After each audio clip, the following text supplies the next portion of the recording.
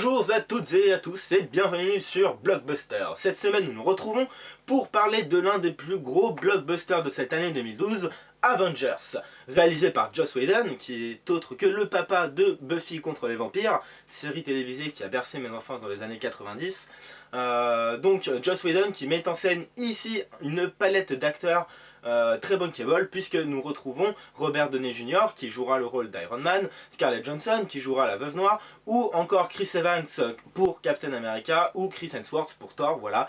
Donc la réunion de tous les plus grands super-héros Marvel que l'on a pu voir au cinéma ces derniers temps. Le film est sorti le 25 avril dernier, il est disponible en 3D, en IMAX 3D, en 2D, en VO, en VF, en tout ce que vous voulez, voilà. Vous ne pouvez pas rater ce film qui est sur le front, j'ai envie de dire, et disponible dans plein de salles à travers la France, et c'est de ce film que nous allons parler cette semaine. Quand Loki, le frère de Thor, débarque sur Terre avec les Hommes des Glaces depuis Asgard pour s'emparer du mystérieux cube cosmique, qui permettrait d'ailleurs à ce dernier de prendre le contrôle du monde, le Shield, accompagné de Nick Fury, décide de rassembler tous les super-héros pour créer une équipe et lutter contre cette invasion. Voilà le point de départ de Avengers, qui prend source dans des dessins animés et des comics parus il y a déjà un petit moment, pour faire une sorte de mix de tout ça et de créer ce scénario qui reste un scénario typiquement blockbusterien, si je puis m'exprimer ainsi, mais qui fonctionne totalement, puisque déjà un grand point positif, c'est qu'il n'y a vraiment aucune lenteur. C'est-à-dire qu'à aucun moment dans le film vous ne vous ennuierez, il n'y a aucun moment où on va se mettre à penser à autre chose, ou réfléchir à regarder dans l'image des trucs particuliers dont on s'en fout complètement. Enfin voilà, c'est vraiment, il n'y a aucune lenteur. Le film est très bien construit avec brio. Il y a quelque chose que je voudrais vraiment aborder qui est incroyablement réussi, c'est que comme chacun le sait, chaque super-héros a son caractère, notamment Iron Man ou Thor qui ont des caractères très opposés. Alors quelque chose que j'ai beaucoup aimé, c'est qu'il y a un vrai travail psychologique sur les personnages, sur leur façon dont ils vont se rencontrer, la façon dont leurs tempéraments vont s'entrechoquer, dont ils vont devoir faire aller voir plus loin pour pouvoir travailler ensemble, notamment l'égocentrique Tony Stark qui ne peut absolument pas supporter Captain America et Thor. Donc vraiment la relation entre les personnages est incroyablement bien foutue, elle est terriblement efficace, c'est drôle, c'est amusant, vraiment ils ont su exploiter chaque fibre de chaque personnage, ils l'ont vraiment mené encore plus loin que ce qu'on a pu voir, et il y a vraiment du travail là-dessus et ça fonctionne tellement bien, c'est vraiment génial. Donc en dehors de cela, au début du film, la première partie du film, qui peut constituer une certaine scène d'exposition, on retrouve chaque super-héros dans son environnement de base. Donc Iron Man, on le retrouve dans sa tour Stark, Captain America, on le retrouve dans une salle de boxe. Enfin voilà, tout le monde, on filme tout le monde dans son contexte, dans une sorte de montage parallèle, et ensuite on les réunit chacun à leur tour dans l'équipe, et chacun doit venir s'intégrer à l'équipe. Et voilà, donc tout ça est très bien foutu. Il y a vraiment un côté psychologique très travaillé, comme je l'ai dit, qui fait que on va en savoir plus sur chacun, sur chacun des personnages, notamment sur la Veuve Noire. On en apprend un petit peu plus sur la Veuve Noire. Et après c'est vraiment, voilà, c'est comme je l'ai dit, ils exploitent à fond chacun des super-héros, ils nous en font voir plus. Et vraiment, moi ce que j'ai beaucoup apprécié au final dans ce scénario, c'est que tout est bien ficelé à la perfection, on sent la maîtrise du scénario, ils jouent vraiment avec les codes, tout s'entremêle parfaitement pour obtenir au final une fresque qui fonctionne à 200% et qui ne laissera personne indifférent. Alors bien sûr le scénario c'est une chose, mais surtout si l'on attendait Avengers, c'est pour son côté visuel, parce que c'est la première fois au cinéma que l'on voit autant de super-héros dans un même et unique film. Alors, qu'est-ce que ça donne exactement? Eh ben juste envie de dire que là, on est arrivé à un niveau très haut, puisque les effets spéciaux par exemple sont juste mais sublimissimes. Vraiment, à aucun moment vous vous dites ah tiens ça c'est de la 3D, ça c'est de l'infographie, ça se voit. Non, à aucun moment.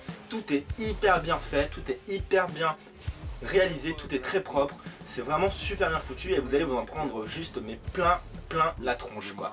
J'ai jamais pris autant d'effets spéciaux dans la tronche je crois de ma vie, c'est vraiment un truc incroyable et surtout on n'est pas dans une démonstration comme on peut parfois le voir dans certains blockbusters, on n'est pas dans un film où il y a de la surenchère d'effets spéciaux, où vraiment il y a des explosions pour rien, enfin voilà, bon là il y en a un petit peu forcément, mais c'est que chaque scène d'effets spéciaux est justifiée par rapport au scénario, est justifiée par rapport à l'histoire, et c'est ce qui fait que ça fonctionne quoi. C'est ce qui fait qu'on y croit, et ça c'est quand même quelque chose, voilà. Donc encore une fois, à ce niveau là, très bon. Qu'est-ce que je peux dire encore? La 3D, on va parler de la 3D. Bon, alors la 3D ça fait toujours débat forcément, on aime, on n'aime pas, bon voilà, moi je l'ai vu en 3D, j'aime bien la 3D, donc je voudrais vous dire que si vous aimez la 3D, cette 3D là est vraiment, enfin moi je l'ai trouvé vraiment très bonne, ça sert vraiment le film, il joue vraiment avec les profondeurs dans l'écran et ce qui sort de l'écran, c'est très bien dosé, c'est très bien travaillé. Alors faut savoir que c'est de la conversion de la post 3D, mais c'est très bien foutu, voilà. Bon, encore une fois, c'est clair qu'à des moments, bon, on se demande s'il y a de la 3D, mais bon, dans l'ensemble, la 3D, moi je l'ai trouvée très bonne et je l'ai trouvé qu'elle fonctionnait, voilà. Sinon après dans la photographie du film en elle-même, bon on est dans quelque chose de plutôt classique, mais Whedon apporte vraiment quelque chose puisque c'est quelqu'un qui n'a vraiment jamais réalisé de blockbuster, et il apporte donc une vision un petit peu hors circuit j'ai envie de dire, où il se permet des petites choses, même si on est quand même dans un film qui reste très conventionnel au niveau je parle de la photographie, des mouvements de caméra, etc. Mais malgré tout, il essaye d'apporter des choses sur des petits effets de caméra, des façons de filmer, vraiment des choses qu'on n'a pas trop l'habitude de voir dans des blockbusters. Et c'est ce qui donne cette particularité au film au final. C'est ce qui donne sa force et son originalité entre guillemets, voilà. Et moi je veux juste vous dire que voir autant de super-héros se friter à l'écran, c'est incroyable. Je veux dire, il y a des plans où en arrière vous avez Hulk qui dégomme un hélicoptère, en face vous avez Captain America et Thor qui dégomment des mecs tous les deux, à droite vous avez Tony Stark qui arrive en Iron Man comme ça, enfin juste, mais c'est hallucinant. Mais là où c'est encore plus hallucinant, pardon, c'est que c'est très bien fait. Et je vous le dis encore une fois, on n'est pas loin du blockbuster parfait. Donc voilà ce que l'on pouvait dire sur Avengers. Et comme je vous l'ai dit, je vous en supplie, allez voir ce film qui est une tuerie monstrueuse, l'un des meilleurs blockbusters comme je vous l'ai dit. Mais à mon avis, on va avoir d'autres surprises cet été, avec par exemple The Dark Knight Rises ou Bilbo le Hobbit.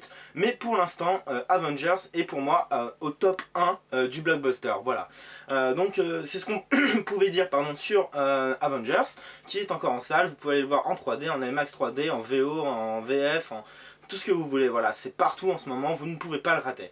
Quant à nous, on se retrouve la semaine prochaine où nous parlerons de American Pie 4, ça change, c'est sûr, mais le retour 10 ans après du plus célèbre teen movie que l'on connaît, qui a bercé toute une génération, entre guillemets, bien entendu.